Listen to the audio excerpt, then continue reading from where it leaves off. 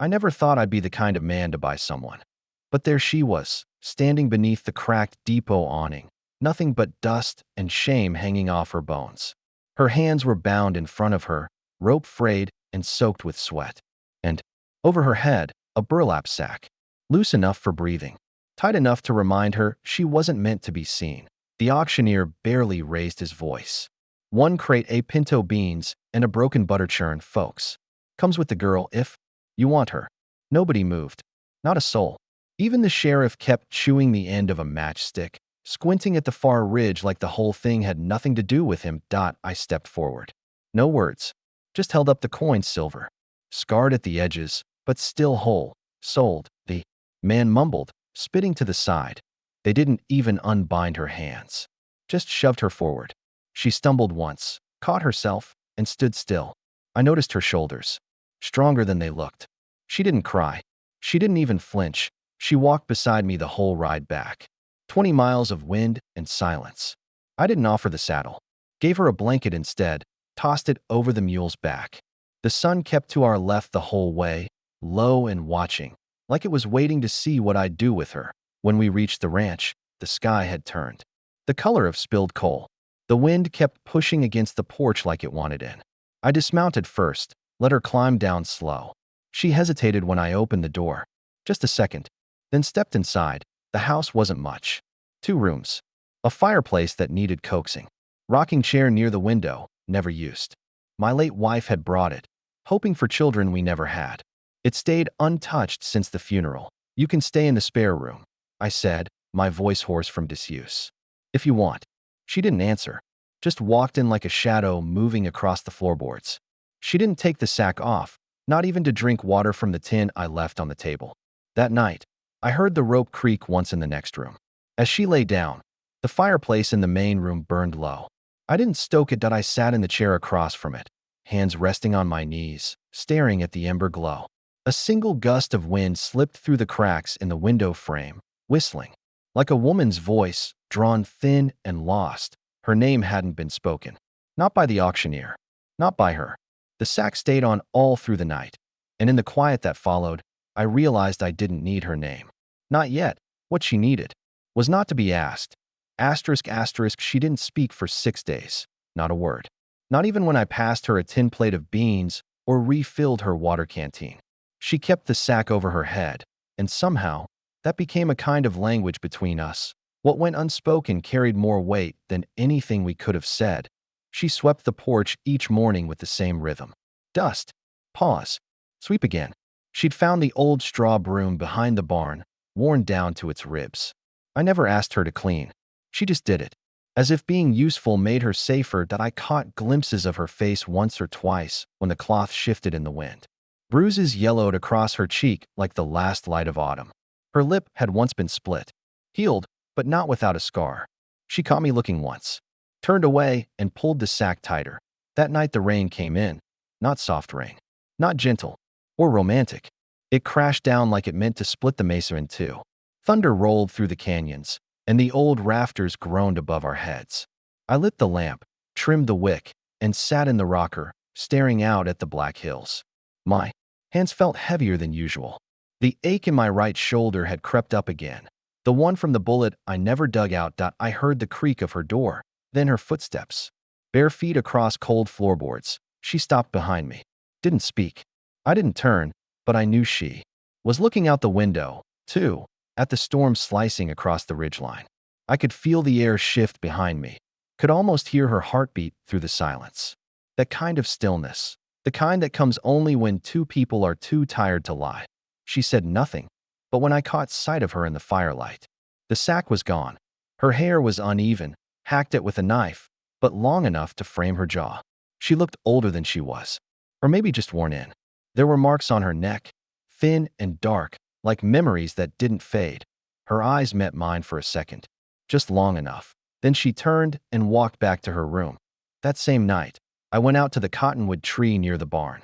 I dug, for a while beneath the roots, cold wet dirt under my nails, until I found it. A ring. Simple. Silver, dulled with time. My wife said I'd buried it after her fever took her. Couldn't bear to see it in the drawer. Couldn't bear to wear it. Either. Now it sat in my palm, damp and heavy. I didn't bring it inside. Just stood there in the dark with it clutched in my hand, like a man too stubborn to let go of a ghost. In the days that followed, something shifted. She started brushing her hair in the morning, sat on the porch with her back to me, braiding it, slowly with fingers that remembered care. I never saw her cry, but once I walked by and noticed her hands shaking. I left a daisy in a jar on the windowsill. Didn't say where it came from. Didn't say anything at all. But that afternoon, the jar had fresh water in it, and the daisy hadn't been thrown out. That we didn't speak much. But she started humming, low and tuneless, like an old lullaby half forgotten, and, for the first time since she arrived, I slept through the night. Asterisk asterisk. The knock came just before dusk. Three sharp raps. Like someone who didn't expect to be turned away. I stepped out onto the porch, rifle slung low. The horizon was painted in storm gray, clouds curling in like smoke over the canyons. The man, standing at my gate, looked too clean for the land. Boots polished, hat stiff, gun belt new. "Evenin'," he said, flashing the kind of grin that always came with trouble. I didn't answer. He let the silence settle, then stepped forward like he owned the dirt. He walked on. "Deputy Briggs," he said, "from down in Sweetwater. Sheriff sent me out on account of rumors." I watched the way his hand rested on his holster. Too casual. He tilted his head. "Heard tell a woman's been seen out here." "Bought they?" said. "At the depot." Burlap sack over her head. Mighty peculiar, even for these parts. Inside, I heard the creak of a floorboard. I didn't turn. Didn't let her see my eyes shift. "She's not yours to worry about," I said flatly. Briggs raised an eyebrow. "Ain't that just the problem? There's folks askin questions. Some say she belonged to a man in Laredo. Some say she ran off from Comanche land. Hard to know what's true when a woman don't speak for herself. She stays here." That's all I gave him. He leaned in, close enough I could smell the whiskey on his breath. "You sure she wants to?" "She stays," I said again. He stared at me for a long second, then chuckled, tipped his hat like this was just neighborly talk. "All right then, Ren. Just thought I'd ask." He left without another word. But he didn't ride fast. Took his time, disappearing into the trees. The storm broke just as his silhouette faded. I shut the door and bolted it. She was standing by the fire, her hands gripping the chair back. Hair braided, bare feet pressed into the wood. Her breath trembled. So did mine. For the first time, I asked her a question. "What's your name?" She stared at me, long and level. Her throat moved, swallowing something heavy. "Annabeth," she said, voice rasped but strong. "My name is Annabeth." I nodded. "That's a good name."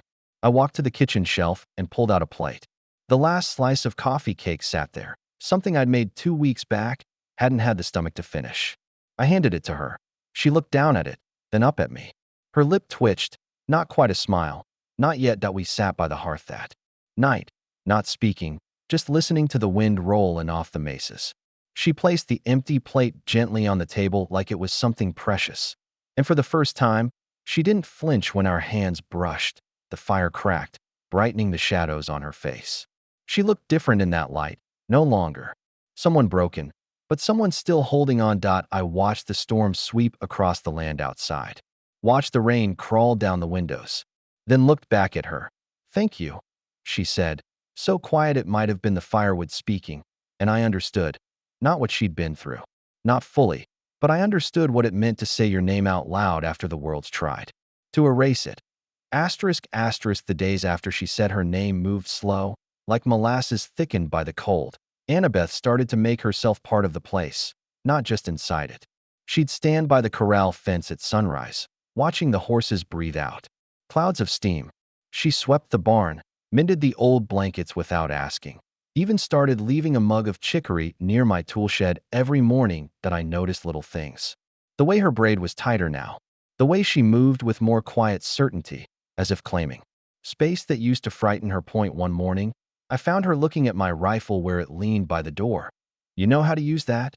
I asked. She looked at me, expression unreadable. "No, but I'd like to." We spent that afternoon behind the barn. I showed her how to hold the old Winchester steady, how to brace her shoulder. She was a fast learner, quiet, patient. Every shot rang out across the hills like something buried was being unearthed. "Why teach me?" she asked between shots. I shrugged. "So you don't have to depend on anyone. Not even me." She didn't reply, but she nodded, once, slowly. Later, that week, I showed her how to saddle the mule and guide the path into town. Not saying you ought to go, I said. Just saying you can. She was quiet after that. That night, I sat in my shed, staring at something I hadn't touched in years, a wooden rocking horse. Half-carved, broken at the base. I'd started it when my wife was alive, before the sickness took her and the child. With her, Annabeth stepped in quietly, holding a lantern. "What is it?" she asked. "A ghost," I said without thinking. She came closer. "Yours?" I nodded, not looking at her. "Was supposed to be for a boy. One who never came." Her hand rested lightly on the side of the horse. Then, without a word, she picked up the chisel and sat beside me. The lamp's glow caught the movement of her hands. Sure and delicate, we carved together for an hour. No speaking, just wood and breath. But tension came back 2 days later. It came in the form of smoke on the northern ridge. A thin black thread, curling into the sky. Not from a campfire that I climbed onto the roof with my spyglass. 2 men, one on horseback, one walking the ridge line. I recognized the walking one, Deputy Briggs. He'd brought friends. They'll come back, I told her later, over supper. Next time, they won't knock.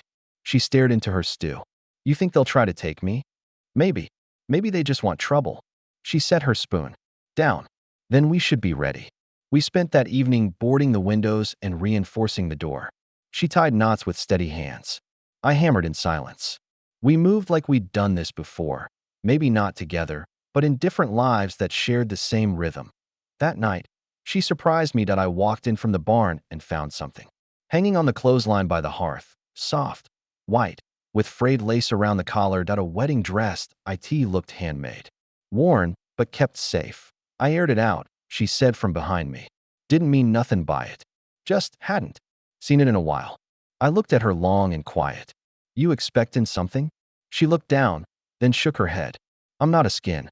Just rememberin' who I was before all this. The fire crackled, shadows flickering against the dress. I didn't say a word. But later, I sat in the rocker by the window, watching the moonlight catch the lace. And I realized, sometimes we hang things out not to wear them again, but to let them breathe, to remind ourselves they still exist. The fire came just after midnight. It wasn't ours that I woke to the glow slipping through the slats of the boarded windows, orange and pulsing. Not the kind of fire that warms, but the kind that means men have come. I sat up, boots on in seconds. Annabeth was already standing by the door, rifle in her hands, braid hanging down her back like a black ribbon of resolve. She didn't ask what was happening. She knew. I peeked through the shutter crack. 2 riders. One dismounted. The other, still in the saddle, holding a lantern high. I saw the glint of brass buttons. Briggs. Silas Wren. He shouted, voice sharp and slick as oil. You got one more chance to give the girl up. I stepped out onto the porch, rifle slung over my shoulder, but not raised. The wind carried the smell of kerosene. She ain't yours to take, I said. Briggs laughed. Ain't mine? She was bought once. She can be bought again. Ain't no law protecting women like her out here. She's under my roof, I said. That's all the law I need. A flicker of anger passed across his face. Then he lifted his gun. The next minute moved in fragments. A crack of thunder, only it was a gunshot. Splinters flying from the post beside me. I dove low, returned fire. My shot clipped the leg of the man beside him, sent him yelling to the ground. Briggs ducked behind his horse, fired again. This time the bullet tore through my upper arm. Hot pain like lightning slicing flesh. I dropped, teeth clenched, blood already soaking my sleeve. Then, another shot. But it wasn't mine. Briggs staggered backward, hand on his side. Shock froze his face. Behind me, Annabeth stood firm, rifle still smoking. Her hands didn't shake. Briggs stumbled, mounted, and rode off without looking back. His wounded man limped behind, dragging his leg like a regret. I slumped against the porch beam, chest heaving. The wound wasn't deep, but it was bloody. Annabeth knelt beside me, tore the sleeve, cleaned it with the hem of her dress. Her breath was fast, but her hands never wavered. I'm sorry, she whispered, voice tight. Why? I rasped, for bringing it here. For needing anyone. I looked at her. Really looked. Dirt on her cheek, dried blood on her arm from where it brushed mine. But her eyes were clear, wide open. Alive. You didn't bring this, I said. But you ended it. She pressed the cloth tighter to my arm. They'll be back. I nodded. Maybe. She sat beside me then, both of us silent beneath the broken stars. I watched her for a long time. The way her shoulders lowered when she exhaled. The way she leaned in, just a little. I used to think love was something soft, she said. Something you got after the hurt was done. It's not, I said. Sometimes it's the thing that makes the hurt worth surviving. She looked at me, eyes rimmed with heat. You really think I belong here? I know it, I said. Because you didn't run. She nodded. Once, that night, she stayed in my bed, not for anything carnal, not for warmth, but because there was nowhere else that made sense anymore, that we lay still beneath the old quilt, the scent of gunpowder and pine still in the air. Her hand found mine beneath the fabric. I didn't pull away, and as the fire in the hearth dimmed, so did everything else, until it was just the sound of her breath, steady and real, beside me in the dark. The morning came slow, like a horse. Too tired to rise that I woke with her still beside me. Her braid loose now, falling across my chest like a thread tying two lives together. The light had softened. The blood on my arm had dried stiff beneath the bandage she'd wrapped. Her hand still rested near mine that I didn't want to move. Didn't want the world outside that room to return. But the knock came just after sunup, not loud, not urgent, just enough to say, it's time. I opened the door to find Sheriff Holbrook standing on the porch, one thumb hooked behind his belt, dust clinging to his boots. He eyed the blood, then the bandages, then looked past me into the house. Heard there was gunfire out this way. There was, I said. He stepped inside, uninvited but not unkind. Briggs came limping into town with a bullet in his ribs and a story full of holes.